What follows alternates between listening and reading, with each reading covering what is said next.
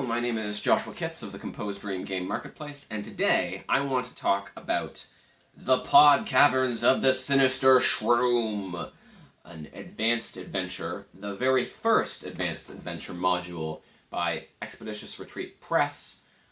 I want to say released sometime around 2006. This, as far as I am aware, was the very first published module released with the OSRIC banner, which allowed creators to publish adventures and other works using what is effectively the Advanced Dungeons & Dragons First Edition rules. I want to talk about this on a few levels, a little bit more about the historical context of this, and how it relates to OSRIC, a bit of personal history I have with this module. I'll let you know now that I love this module and I've run it a few times. And what you would actually get if you pick this up from the Composed Dream Game Marketplace. So perhaps I'll start there. The adventure is 16 pages, black and white interior, with a few illustrations, lovely maps, and it's absolutely packed with content. You might think 16 pages isn't very much, but the amount that is jammed in here is very, very impressive. There are, for instance, 5 unique monsters included in here. 2 of which are the titular Shroom of the Sinister Shroom and the Podmen of the Pod-Caverns, which the Shroom is creating as a force to raid the surface world. There are 2 ways of approaching this adventure or dungeon crawl, which is what it is. And one is the sort of traditional approach where you're on the surface, you hear about the podmen causing problems for the local populations, and your party of adventurers goes and investigates. The second is that your group is journeying along the Shadowvein River, or any underground river, or in any underground situation, and you actually come up from the bottom and go through the 3 levels to leave and find your way back to the surface. So I'll probably touch a little bit more on the contents of the adventure, but I also want to talk about how this connects to OSRIC. So the important note, of course, is that, well, this is written by Matthew Finch, and the original version of OSRIC,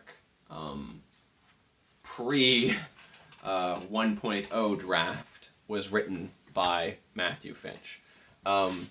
So I'm just going to grab this is 2.2 version of OSRIC, a lovely printout that I got at some point. And it's a rather massive tome.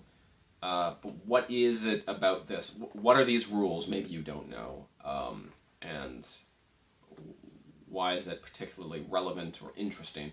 OSRIC was the very first retro clone, the very first clone of a previous rule system, and it also started the old school revival movement in many ways. So anybody who loves old school modules and so on probably knows something about this, but maybe you don't.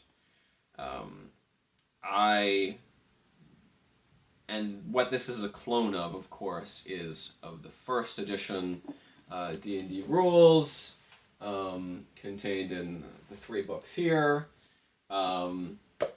that came out in the late 70s, first edition Advanced Dungeons & Dragons rules. So the rules in here adhere very closely to that. They were a little more cautious because it was the very first tome of this nature to do this with changing things a little bit more than people have to be careful about now. There was the OGL from Wizards of the Coast, which allowed people to publish compatible material with 3rd edition Dungeons and Dragons. But the argument here was that you can't actually copyright mechanics. So if you use Wizards of the Coast OGL as the basis and make very slight tweaks to the numbers in the rules, you're fine. And you're not recreating any of the exact content in the original books. Then again, you're fine. And this allows the publication of this and all subsequent OSR materials. They have a banner to hang their hat on, whether it's OSRIC or some of the other titles that have come out, like Swords and Wizardry, or other things that support, say, basic D&D play. Relatively speaking, anybody playing an OSR game can adapt this very easily.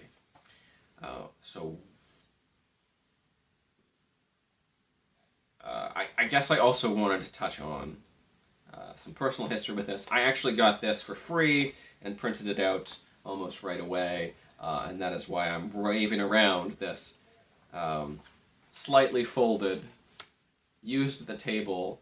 I've used this in, I would say, 4 different campaigns in some capacity, whether that's taking some monsters in an encounter location, or running the whole thing, or running at least part of it in that campaign. So I find this dungeon crawl to be very evocative. It's also very influential in terms of a lot of creators of OSR materials read this, went on, wrote their own adventures, and so on. So it's a lovely adventure. As I said earlier, I think the art in this is all by Matthew Finch, and the art in the very first version of OSRIC, this is a printout of 1.0 OSRIC, is also all by Matthew Finch.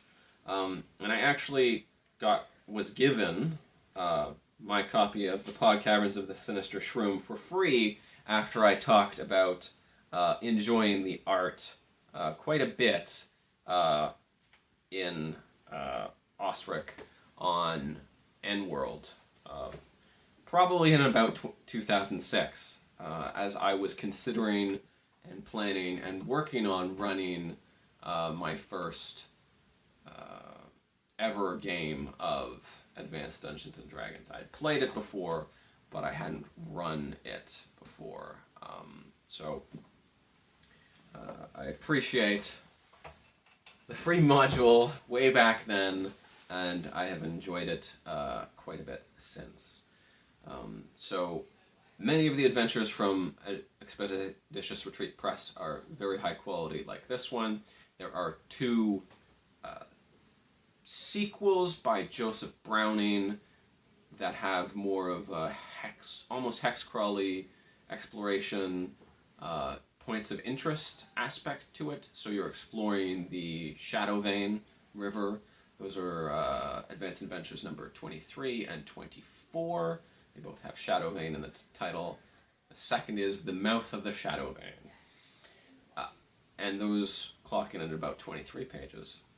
So still very dense on content to pack all of the wonderful content in there.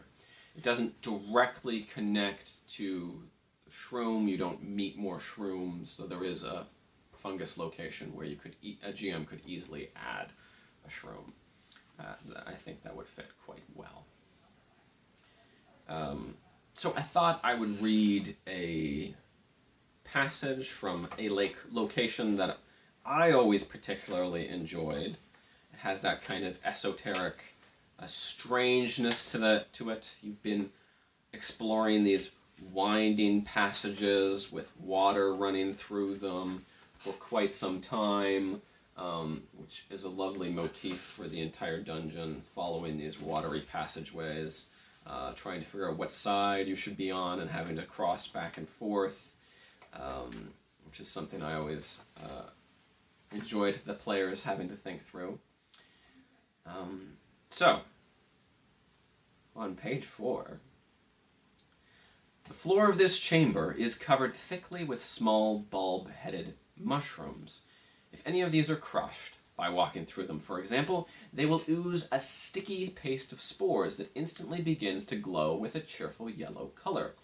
The spores are harmless, but any person walking through the mushrooms will end up with a pair of softly glowing boots. The spore stain has an odd property. It is unaffected by invisibility spells and will not disappear with the rest of the character's equipment.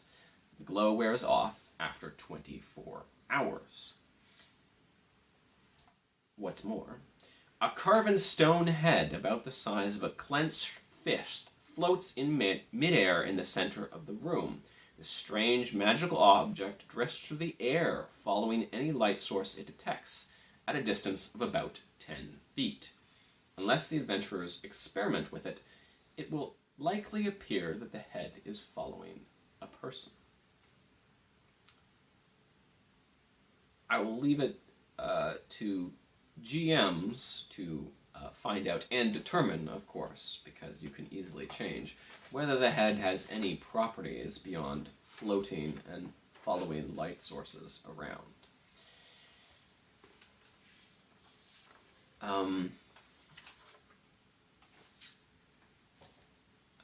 I hope this has piqued your interest and been informative about the significance of the Pod-Caverns of the Sinister Shroom. You can purchase it for $6 Canadian. If you're not Canadian, you're welcome to flip that toggle if it doesn't auto-detect your currency at the top, and pick up a PDF of the Pod-Caverns of the Sinister Shroom from the Composed Dream Game Marketplace. The two sequel adventures in the Advanced Adventures line are number 23 and 24.